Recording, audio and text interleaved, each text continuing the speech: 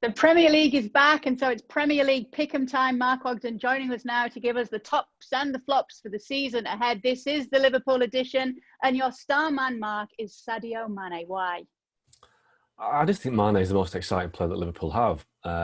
He scores goals, he creates goals, he's got incredible pace, plays the smile on his face, which always helps as well. And I think, Mo Salah gets a lot of the attention, but Mane is the one that, for me, could play in any team in the world. You could take him to Barcelona, to Real Madrid, to Bayern Munich, and he'd make their team better. I think with Salah, you'd have to build a team around him a bit. I think Mane is just ready-made for anybody. So Liverpool have got him in the team, and while he's there, they've got a chance of winning everything. But they haven't made any signings this summer, so it's kind of hard to pick anybody different, because we all know what Liverpool can do. They've been pretty steady and consistent now in terms of their lineup for the last 2 years. So it is with Liverpool. What you see is what you get. There aren't really any surprises. So for me, it's Sadio Mane. So not too many surprises, but for your surprise package, you've gone for Curtis Jones. Yeah, Liverpool really think he's got a real chance to make it this season. We remember the goal he scored against Everton in the FA Cup. It was a real kind of audacious goal, which won the derby. What a great feeling for a young kid from Liverpool, playing for Liverpool, to score against Everton to win the game. And, he had a few more games since then. And, it's one of the reasons why Liverpool haven't been too desperate to make new signings, because I think that Jones has got that ability to be a first-team player. We've seen young players come through at Liverpool in the past, Alexander-Arnold, and going back to Gerrard, McManaman and Fowler. So they have got that tradition of bringing kids through, and I think Curtis Jones could be the next one. For your biggest letdown, you've gone for Mo Salah. Why do you think he's going to be a letdown? Listen, Mo Salah, again, last season had a great season in front of goal, but I just get the sense in Mo Salah that he isn't... Look, it's hard to say that Mo Salah's a letdown, but when you look at that team, I think Mane is more exciting than him.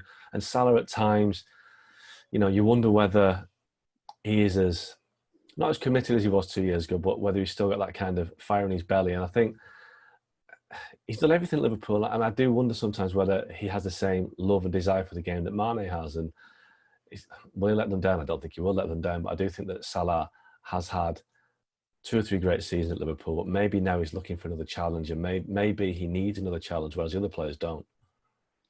Top scorer, Sadio Mane, then? Yeah, and it could be Mane, it could be Salah, but what we saw last season at that game at Burnley, where they almost fell out because one player didn't pass the other player. So there's a lot of competition between the two of them. But like I said earlier, I just think Mane has more... He's a bit more of an explosive player. Salah's got that X factor in him that he can score from anywhere. But I think Mane is consistently going to score you more goals. He makes things happen. But so does Salah. It's a toss of a coin between these two. But I do think that Mane has got more goals in this season. Well, you're definitely not sitting on the fence when it comes to league finish. You've got them as finishing second. Why don't you see them defending their title? I just think that they haven't added to the squad again. And, since that big spending spree in 2018 when they brought in Van Dijk and Alisson and Fabinho, they haven't really added to the squad. And you look at it, they brought in Minamino for just over 7 million. They've signed the Greek left-back who's covered for Andy Robertson. They haven't really strengthened at the top as teams should. So it's the same all over again with Liverpool.